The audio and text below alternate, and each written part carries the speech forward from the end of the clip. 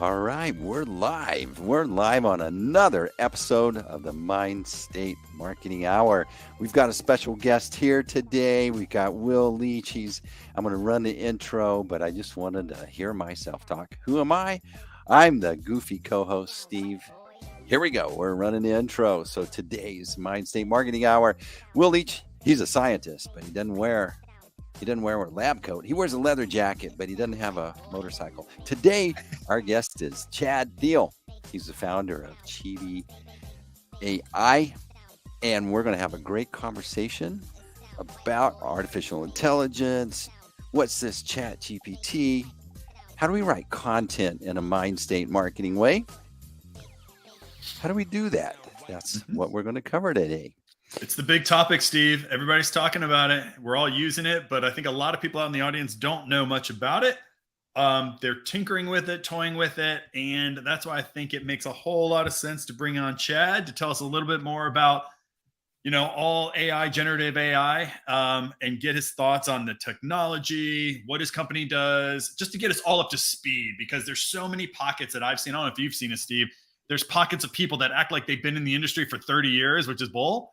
And then there's people who are just putting up their hands saying, I have no idea what this is. And so what I want to try to do today, Chad, if you will indulge us, is start kind of low, because we have a lot of entrepreneurs here that are hearing about it, maybe using it on Bing or whatever and some tools, but really probably don't see the bigger vision of what this is really going to do. So I think it's going to be an exciting topic for us to talk about on the Mindstate Marketing Hour. So let's introduce Chad. So I've known about Chad for a couple of years. He's got this really cool product called Chibi AI. And I learned about this. Being an agency, I started investigating how to use, these artificial intelligence tools to help write your content faster, better, stronger, jump higher, run faster, all that stuff. So I started investigating it.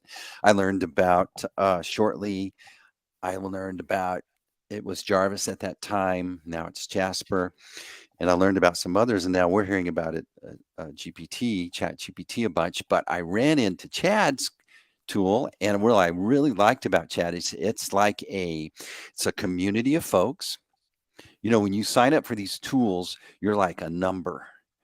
You hopefully get a response from tech support or whatever. But with Chad's community, he's got these series of videos. He's on there explaining things. It's really neat. So you can acclimate to this new environment, so to speak. And so that's where Chad is. Now, Chad, I want to brag about Chad too. It's about 1 a.m. in the morning where Chad is. He is in Japan. Chad, welcome to the Mindstate Marketing Hour. Thanks for having me, guys. Appreciate it. Of course. Hey, Chad, why don't we just start off, with the simplest question? Like, tell us a little bit about you and how did you end up, as the founder of an AI, technology, Chibi. Tell us who you are, where you came from, and how that whole thing worked out. Yeah, it's probably not as interesting a story as some might think. I guess pretty standard. Yeah, I'm just an Iowa boy. Joined the Air Force when I was 18. The first place they took me was Japan, and that was late 90s, and I'm still here. So I guess before all that, the thing that kind of maybe sparked everything in terms of my IT career and cybersecurity career and now AI stuff was the Commodore 64. I don't know if all right, too many people listening might know about that, but if you remember, like on the back of cereal boxes, they had those little puzzles on them where you'd start at one end and try and make your way through it. I programmed in BASIC on the Commodore 64 to build those puzzles on the screen. And every time that computer got turned off, there's no memory in it. So I had to reprogram it every time I wanted to ever do that again. So that's where I got my start in programming. That was when I was about 10. Okay. Fast forward to now, programming has always been a hobby of mine. And I started in AI in the obviously AI has been around for decades, but the sort of modern inklings of it, I was trying to use it to help me write PowerShell scripts, honestly, to help me do my jobs better. Yeah. And kind of worked, didn't a little bit, but the things I was trying to do kept me interested in sort of the genre. And as things started cropping up, I started noticing them, like GPT-2. Mhm. Okay product. It was one of those things that was kind of like, okay, you could put some stuff in, you get at least semi-coherent stuff back. Then GPT-3 came around, and initially it didn't quite, it wasn't crazy good. It was one where you kind of had to really kind of push it to get what you really wanted out of it. Yep. And that's when I started doing everything with Shortly. And you'd mentioned Shortly is like a lot of people bring up Shortly because it was one of the first apps that kind of really started taking advantage of OpenAI's APIs. And I started a website called the AI Content Dojo and just started cranking out 1, 2, 3 videos a day, talking about all these different things. Because then it was all like, whoa, check this out. Look what you can do. It's like you put these couple words in here and you get back a paragraph. That was at that stage when everything was easy to talk about because it was just whoa for everyone. Then Shortly gets bought out. That's when I decide I'm going to build my own sort of the way I thought Shortly should have gone had they not gotten bought out. So that's where we are today.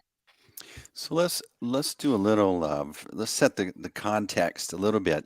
Everybody, when they say AI, they just think one thing, but there's several things going on there, and the intent is that we have experience with maybe asking Siri something or Echo, in our house.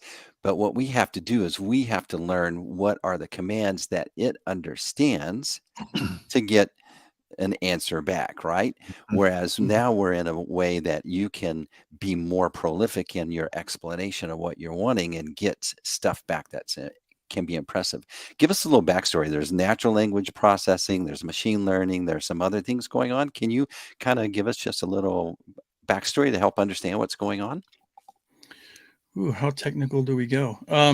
Just Not very just a technical. little bit, yeah. Not very technical. Right. If you step back to sort of the things that Siri are doing, is tools like Siri are doing, it's kind of it's almost like a decision tree kind of thing where it's like, as long as you say it in this right one specific way, hopefully it makes it through to the right choice of what you wanted the ultimate outcome to be from it. And machine learning kind of takes that a step further where it's sort of processing everything around us to ultimately end up with lots of those branches of where that ultimate goal could be.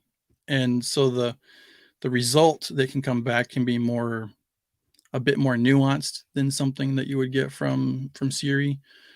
And on top of that, they put some really nice natural language processing so it better understands, even if you don't formulate what your request is in the most perfect way, you can still kind of get the idea of what you're trying to say and ultimately send that down the path to getting the right words back, hopefully. That's the goal anyway. Yeah, so what's interesting is why do you think Shortly AI was created? What business problem was it trying to solve for the community? I don't think it was trying to solve a problem itself. I think it was really just a hobby for the founder who thought wow, I got access to this. Because at the time, OpenAI didn't just let everyone in to use their APIs. So they got in, maybe just lucky timing kind of thing. And then I believe that the founder had a different product that was already called Shortly, but it was like some kind of story reading thing. And he quickly pivoted, as any good indie hacker would. And I think he, in a sense, almost got lucky with how he designed it because while everyone else on the market was designing like templated tools where you'd go in, you'd fill out forms and hit a button and content would come out, his was a canvas. It was like a long form thing. That's when I first started hearing long form content becoming like a real common term too. Short form being those template stuff. Long form is, oh, we're going to create a whole document at once or something, kind of like a Google Doc might. And I think just by its open nature, being a canvas, people could use it to solve whatever their problem was content wise. So Chad, let me talk a little about generative AI, and I want to get your sense. I'm going to ask you a question after setting this up. But so when I think of generative AI, and it's a very simplistic form of what I'm going to say, it's basically using artificial intelligence to generate copy, maybe pictures of some kind, code. So it's using these technologies to really hyper jumpstart somebody's writing process or visuals or code, and that's going to change. I think it has the potential of changing everything. Like all customer service technically would be totally changed if you knew that, in the moment, technically, there could be generative AI or an AI technology that could say just the right things to help solve this person's customer service problem. The same thing can happen with sales calls, with all of marketing. If you're in copy right now, if you're in creating any kind of advertising, generative AI is going to have a very big impact, but it's also going to have impacts on education, coding. I mean, so generative AI, this idea that these models are existing that are going to provide not answers, it's going to provide content. Like, I'm used to, go to the internet, find answers. This is now generating content. Where would you say we are in this growth cycle or in the evolution? Like, it feels like it's going so fast. Like, Steve introduced me to Jasper or Jarvis, really, maybe a year ago, and I felt like I was in the know. Like, very few people knew. And then in November, I heard about ChatGPT, and now it seems like it's everywhere. It's happened so fast. So where do you think we are in the growth cycle, in the evolution? And do you see a different future as well, or is it kind of some of the encompassing of everything I just said? No, I think you're right. In a lot of cases where you want something, or maybe you have a large corpus of especially customer data, and you want some sort of a interface for someone to just chat to that can pull the answers and context from everything that you've already you would normally have to teach all your reps. It can do it. I think you're still going to run into issues where people want that human touch, but it'll depend on the industry and probably the company and the business, how they would want to interact with their customers. Where are we in terms of this whole arch that's happening right now? I think we're still really early. The stuff that we're seeing right now with, even GPT-4, brand new, they've got that GPT-32K. I don't know if you've heard of that, where you're supposedly able to fit 32,000 tokens of content input. Wow. Okay. Now that's the larger the input, the more that you can send at once to let it parse through it and do whatever you're requesting. But right now, that stuff is very expensive to kind of do on a per basis kind of thing. So you don't want. That's why a lot of tools maybe haven't quite gone that far. But when the future comes, and you could see maybe models being able to accept millions of tokens at a time, so the input being very, very large, you could have, a million or two words, so to speak, or 1.5 million words or so at once go over to the AI for it to process. And that's going to make things quite different than it is right now. So that's why we say we're pretty early. There's a book, 0 to 1 by Peter Thiele. You're not related, are you, Chad? No. But he talks about how computers help do things that need to cover or go through in detail a lot of data, but it still can't make decisions like a human can. And so to have something that can quickly discern a bunch of data and bring back some insights can empower a human to make better decisions. And that's what I'm finding with this chat GPT, at least. Jasper gave us a way to this is writing awesome content. I wouldn't have thought to use that word, and it suggested that word, which is even better. So that was cool. Go out and recognize high performing, successful content and come back and mimic that in this scenario. And it up-leveled content immediately. But, you think about ChatGPT now, it connects with the spreadsheet, connects with the Google Doc, and it can read through that contract and bring out the highlights of that contract, or it can help you discern, reword this paragraph so that it can write it a little bit better for you. That's what I'm finding, that we're at that stage right now. Soon we'll be able to expect, like we're used to it. We make a phone call to our cable company and we know a robot's handling the preliminary part of that conversation. We're okay with that because we know we're going to it's trying to filter it out and get us to the right person. But we can have that expectation pretty quick of a chatbot on our website to handle most of the common questions because it ingested the content on your website or knows about your company and can handle a lot of those questions until it discerns time to hand this off to Chad. Chad, you're up.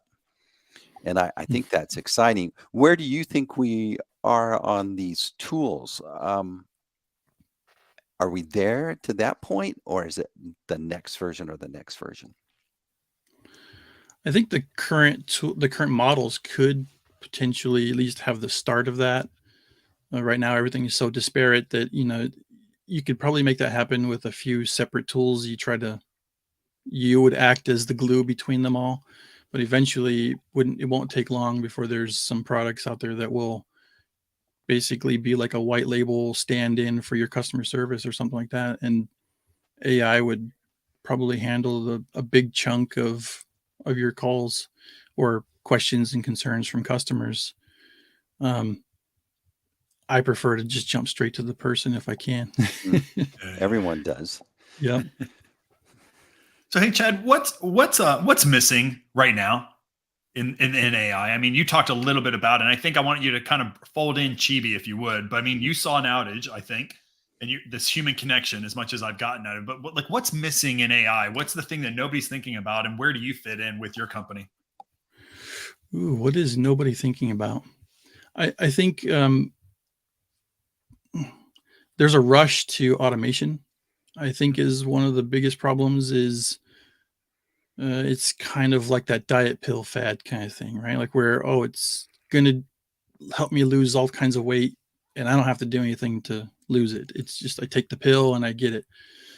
I think AI is at the stage right now where there's a lot of people out there talking about, well, we can massively generate all your SEO articles in 2 seconds and then you'll rank and you'll have more visitors than you can know what to do with. Maybe right now you can probably, with some programmatic SEO and stuff like that, you can probably do a pretty decent amount of traffic. The thing is that as the whole internet, the content starts leveling up, and there's going to be a new bar basically. Ooh, I like so that. The new bar is all this AI generated content. It's a little better than what we have now out there from people who aren't great writers that are still just kind of writing, but not really putting in the effort. The ones that don't appear on page 1 of Google, they're on like 5 or 6. They have content that's about the same topic, but they didn't put the effort in to really make it connect with their audience. So it's that whole sort of standard bar, quality bar, I guess I should say. Yeah, it's going to go up. So the people who don't do AI at all, but are still not really trying, they're going to fall further behind. And the people who do all the AI they can, but don't actually try beyond that, they're going to end up in the average zone. Yep. And then you're going to have the people who take the AI and use it and augment themselves, produce the content in collaboration with the AI, who know their audience and what they really need to do to target it to them and provide true value. I think that's what everybody's missing is we're still in that phase where everybody's jumping to AI to try it and see what's cool. And like, oh my God, it created this cool paragraph or this blog post. I'm going to publish it. And I think that, it's just going to be the new average. So yeah. I guess in a sense, everything's changed, but nothing has changed. Nothing's changed. I love that. I love that bar analogy a lot. That's so then, I mean, so there are multiple bars in my head, right? The first bar are those people that do not take advantage of this because now they may be great writers, but they may not be able to write as quickly as somebody who has the help of AI. So they're going to be below that bar. Then everybody else who only uses AI and they don't put really much time or thinking into it. They look for edits. They make sure the data has a good source to it. They will be the new bar, but that bar is going to be still deflated, as you said, because everybody's going to be hitting that bar very easily. And then there's going to be a new bar I would have said that will be established, which would be those people that use AI to create that initial content. Then they bring in their flavor, their authenticity, their brand, their voice, their market into that, which will raise a new bar. And I think that's where Chibi sits, is trying to help people get into that higher bar. So tell me a little bit more about what you do to help people raise that content to the kind of its best self. Right. So this is the part where if a lot of customers, or potential customers, I should say, kind of, it's a framing thing more than anything, because when they join, a lot of them are still coming with the mentality of, I'm going to create tons of content fast. Mhm. So trying to reach those people who know that, or who maybe can understand that this is maybe not the best way to go. What Chibi does is, I don't have any automation stuff built in. A lot of tools out there will try to actually generate a full blog post for you and things like that. Chibi is more designed for you to do things in chunks. You know, you can get your introduction, then you can get your outline from it, then you can go through each section of your outline. And as you're going through paragraph by paragraph, Chibi's offering you new ideas for things to explore in the paragraph above it. You know, like, you might get a paragraph of content as you're writing that spurs an idea that wasn't really necessarily part of what you were going to write, but you can quickly do something with AI to kind of add like an aside or something to your content. And Chibi just got those tools built in a way that it's just right there for you as you're going through. So you don't have to go and do different things in different areas. It's just one smooth function for you to get the content that you want, and hopefully some that you didn't know that you wanted. So it's almost like a thought partner. Like it's almost like a writer whisper on your shoulder. Hey, and you're kind of interacting with it. But is that almost the idea is that you have almost a sidekick with you who's saying, hey, have you thought about this? And that's kind of what it's helping you to do. Is that the idea? Yeah. It's really I interesting. invented this term that I called the AI dance.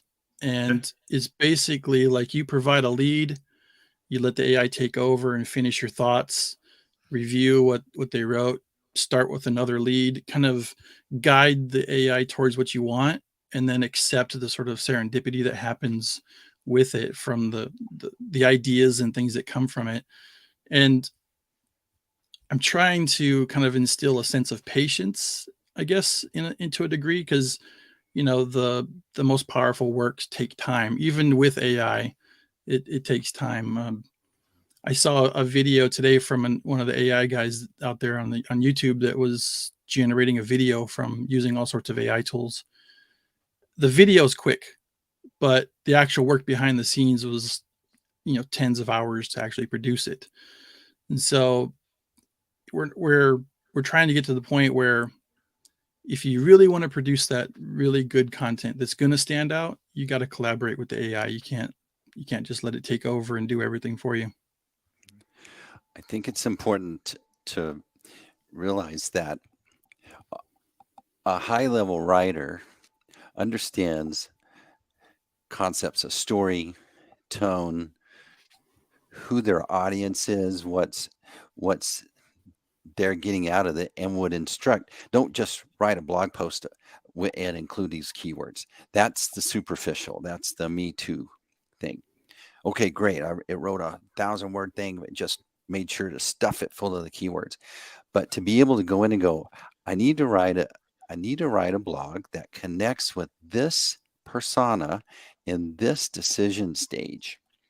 And I want my voice. It needs to feel, that I've been involved. It needs to have my voice in here. And it needs to help that person that reads it feel like I get what, Understand them. yeah, I get what the solution needs to do. And it's not the feature function, but we're resolving the internal struggle of feeling insecure about not being able to produce dinner for my kids on a regular basis after we get back from soccer game. Mhm. Superficial content say, my cooker will cook your food fast. But a really good content is going to go, I understand that as a mom, it's important to deliver good food and it quickly, but it's kind of hard when you're running between soccer games. Well, here's a plan, and here's how this little tool can help you feel more successful as a mother with all these things pulling at you. I think that Chibi has a great tone area that you can ask it.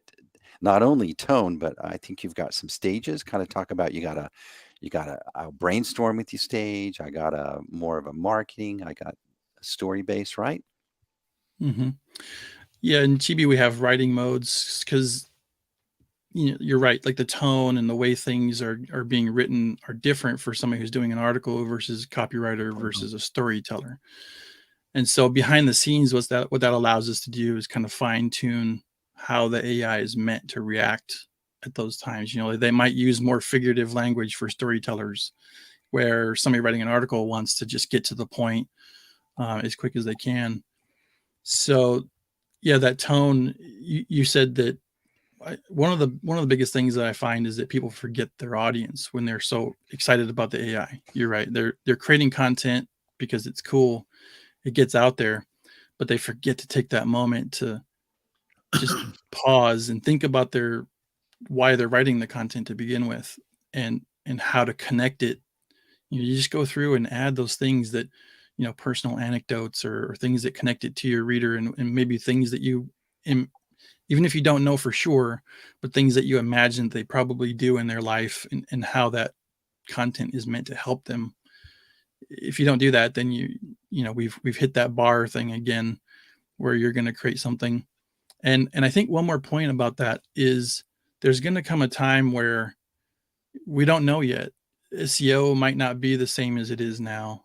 And, you might get to the point where if you create an article about, like even like I typically use a topic, an example topic of ramen in Tokyo. There's going to be somebody who just types in Chat GPT or whatever the product is in the future. I want to go ramen in Tokyo, and they're just going to get the answer. They're not going to go to your blog post.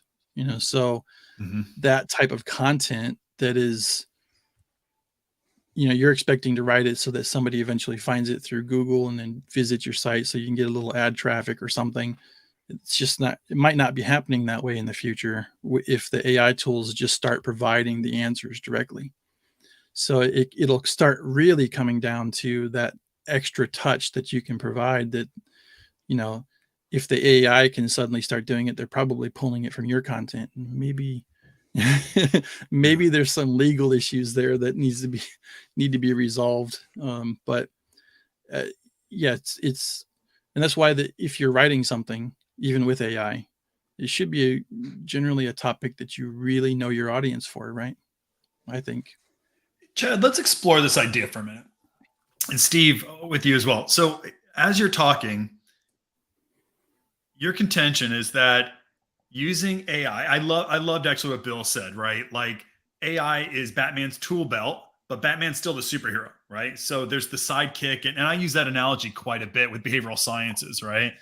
And with what I say that brands, your customer is the hero, the brand is the sidekick. That's all you are, and they don't need you, but you should be. You're a very important part of Batman's life. But Batman without the tool belt still generally wins the day. So, as you're talking about this world where you believe that you've got to know your audience, you intuitively know them, talk about things you love, your passion, your tonality, things like that. Use AI to generate your first content, and then integrate your values, your thoughts, etc. And that's going to be the new bar.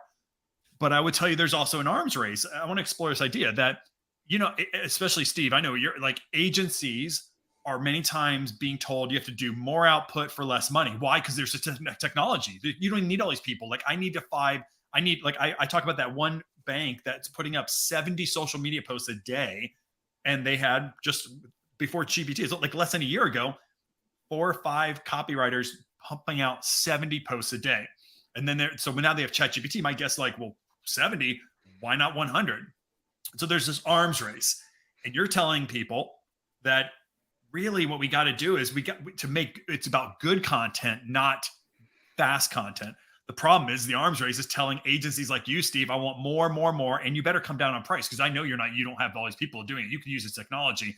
So in that situation I believe, I'll just say this, I believe that there will be technology that will allow you, and I'm calling it intelligent layers, but it'll allow you somehow to bring your tonality, your voice. I use psychology and behavioral science. It'll do that work for me so that it can still save me time that I don't have to put in my personality, because there will be some kind of technology that will do it for me. I believe that's the case. Why? It's because the marketplace is saying, I want better content, faster and cheaper. Like it's in my world all day long, not in content development research. Faster research, cheaper research. I want more of it.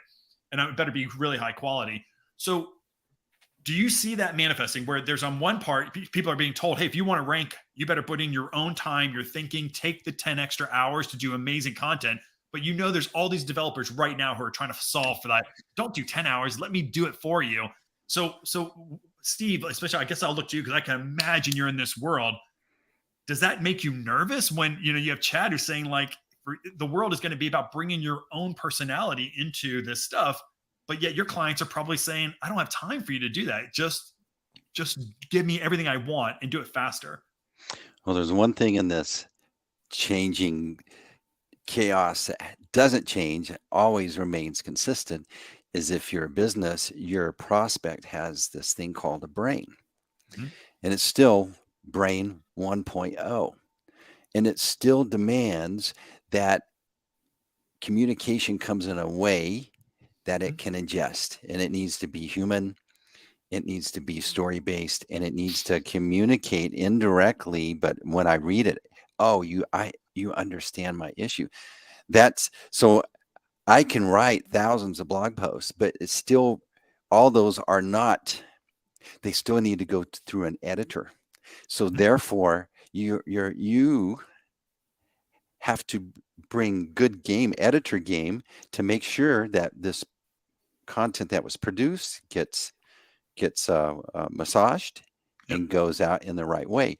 And I think that always will be consistent no matter what the technology is. So my clients that are saying, Steve, come down on your price, produce more. Well, I can produce more, but it's just more noise. Mm-hmm.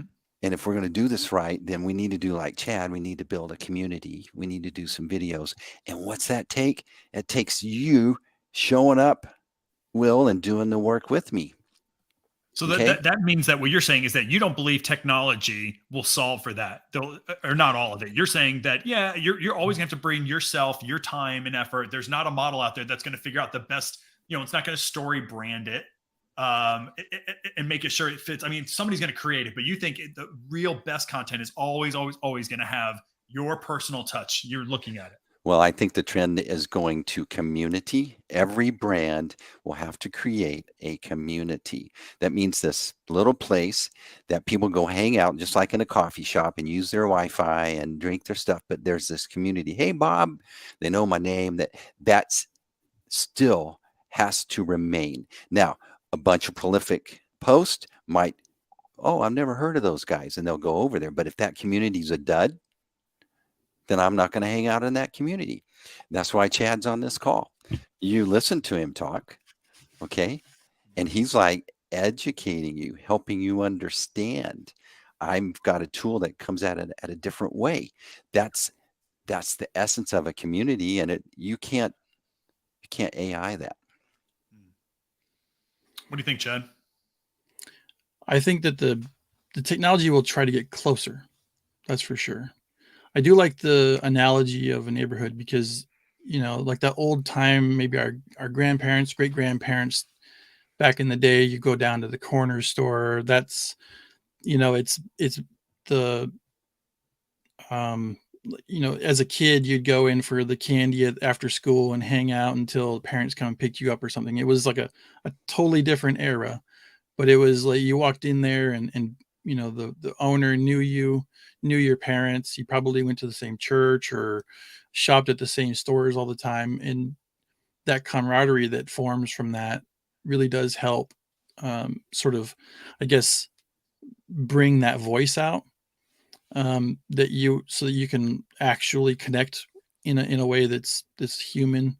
The AI will get close. But there's always going to be a certain amount of change, right? You're always going to have culture change and that kind of stuff. And maybe the AI will keep up, or maybe not. But then we can also look at maybe algorithms change, right? Like right now, what, the 70 posts you said from that bank, the 70 tweets a day might get them engagement numbers. I have no idea how much actual return on investment that is, but a tiny shift in Twitter's algorithm, 70 posts a day gets nothing. The one post that really hits gets everything. It's something that I could see happening, because as everything becomes AI'd, I think probably a lot of people are going to start getting to the point where you're like, oh, I'm tired of AI responses to everything. Yeah. And you can tell. You can just tell. Yeah, I'll get wise to it. Yep, makes sense. So it's the human component always remain. Even in the movies, where is AI going? To kill the human, replace the human, just take over, right? And it's like, why is it doing that? Because it can't be us. It can't duplicate us. That our advantage is our humanness, right? And other people that we care about, we created a brand or a service to do, they still need to feel that. That's never off the table. AI might help you be more prolific, maybe say it better, maybe polish you up a little bit, but it still requires people want to hang out with Will, not 1,000 beautifully crafted blog posts. Yeah. That's a good point. I was going to say, you could think of it as like people come to this live stream for what you offer, not, an AI could probably generate lots of content that sounds similar to what you might create, but they want to come here because you'll have your own insights to provide that the AI probably wouldn't be able to mimic. And that comes from just everything that you've experienced in your life, not specifically just the field that you're in necessarily, right? We humans can connect across all kinds of different parts of our life. So yeah, the AI will be fantastic for content creation, but it's one of those things where maybe content in and of itself just becomes less valuable as well, in a sense. I like that. And then it does become those communities and stuff. You think about it, we're on this conversation, but there's a long backlog and story of work that we put in. We didn't just write a bunch of blog posts. That's not why we're here.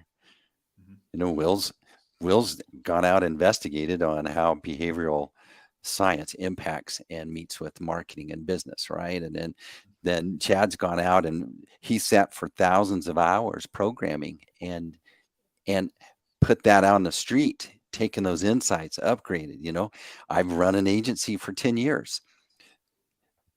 The real value we have to offer is our unique take based on our experience stack.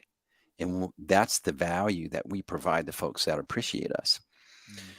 AI or this content or StreamYard or whatever it is, it's just a tool.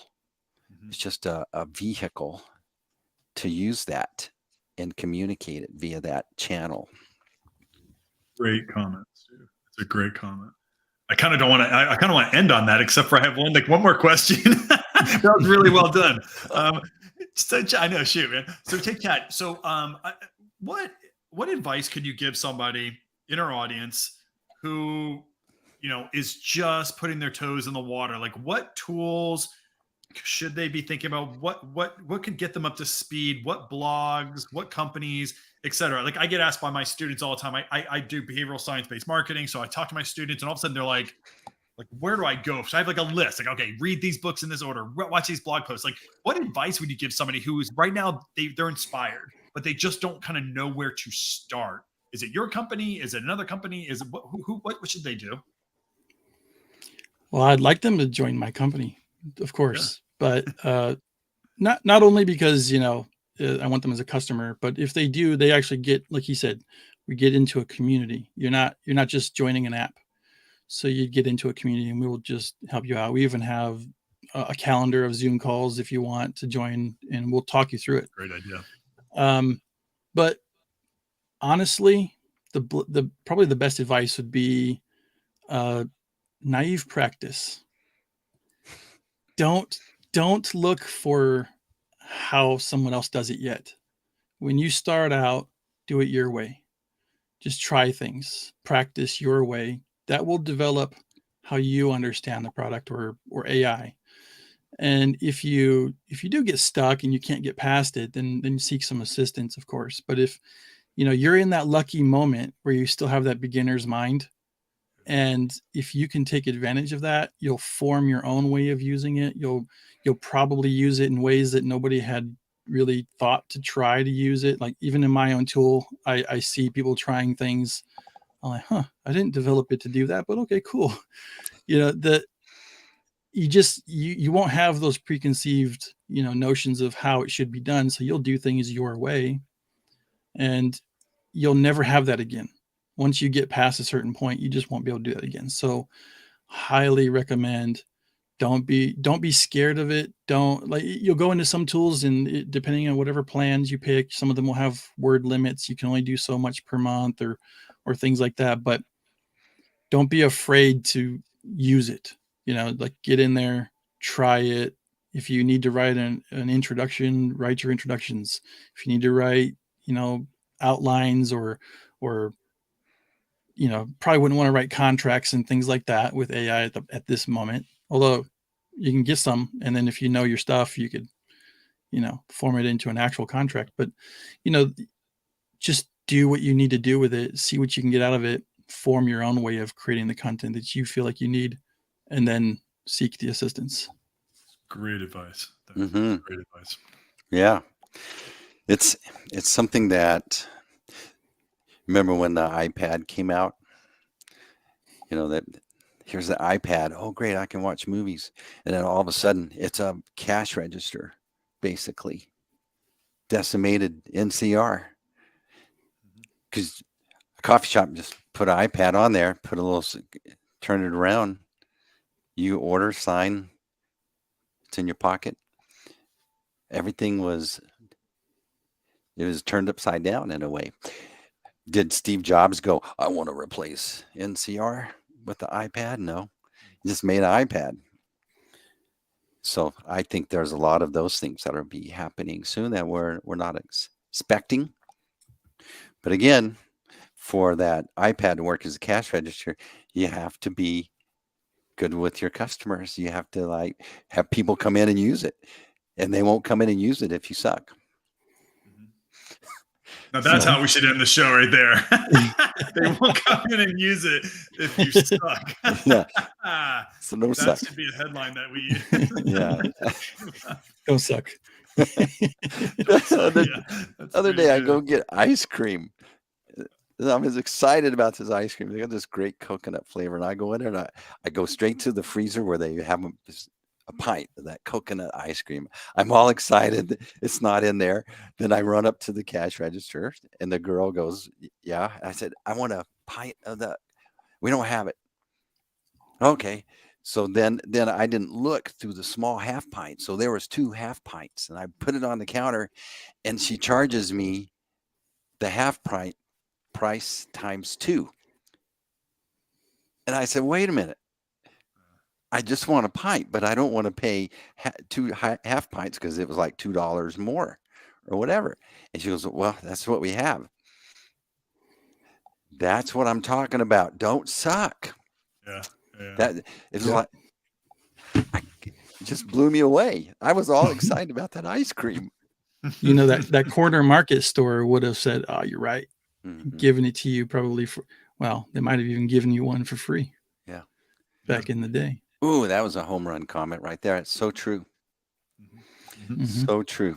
And everybody's worried about technology when they're missing out on just be a human. Understand. Put yourself in their shoes. Mm-hmm. Great conversation. I got to start walking us out of here. Chad, you were a great guest today, man. Oh, thank you. I was nervous. Well, you don't need to. So I'm going to turn on some music, but you kind of tell us about if folks have been listening, they want to connect with you, what's the best way? Honestly, if you just go to Chibi AI, you'll see the app. And if you go to chibi.community, you're free to join. Even if you're not a subscriber to Chibi, we help everybody. So just get in there, ask questions, hang out, just engage, and you'll learn something. I guarantee it. Thanks, John. I agree. Thanks, guys. So Will, people have been listening. They want you to look over their shoulder to help them with their content. That's right. All you have to do is go to mindstategroup.com, everybody. I've got a whole bunch of red buttons out there that will have you or give you the ability to just set up time with me. Here's what I love to do. I love to talk behavioral science. I love to talk about how to incorporate behavioral science into your content, into your messaging to get the best results. So you hit these little red buttons. You can schedule time with me. We can talk all things behavioral science. We may even be able to talk about a little bit more intellectually about AI as well. But I'd love to work with you. If you have any issues around trying to get the most out of your marketing, I am here to help you out. So Mindstate Marketing.com or mindstategroup.com is the best way to get a hold of me. I usually make those mistakes, Will. Say the URL's wrong. Hey, the concepts in his book, if you don't have his book, the concept in his book are applicable even using Chibi. I've gone in and told my content to write to a cautious achievement mind state. And it started doing it. It didn't get it perfect, but I had to tell it to do that, to expect that. So read the book so that you can direct better. Just do it. Just go get the book. If you don't have the book, you're writing one size all fits content. And who likes one size fits all? Nobody likes it. No. That's the Mindstate Marketing Hour. We're rolling out here. I've got this great little banner, this outro. Did you know that you can listen? If you like to listen, this will be on a podcast. You can come back and listen. There's a lot of episodes. Will, this is #1 rated behavioral science podcast. How many episodes? Ooh, I think we're at close to 100 something now, aren't we? That's right. And we got a YouTube channel, so you can watch on YouTube. I just listen on YouTube. I don't watch all the time. It's like a podcast. Yeah, it is. It is. Well, hey, thank you, everybody, for joining us on the Mindstate Marketing Hour. We look forward to seeing you next week. Thanks, Chad. And that's a wrap. My money don't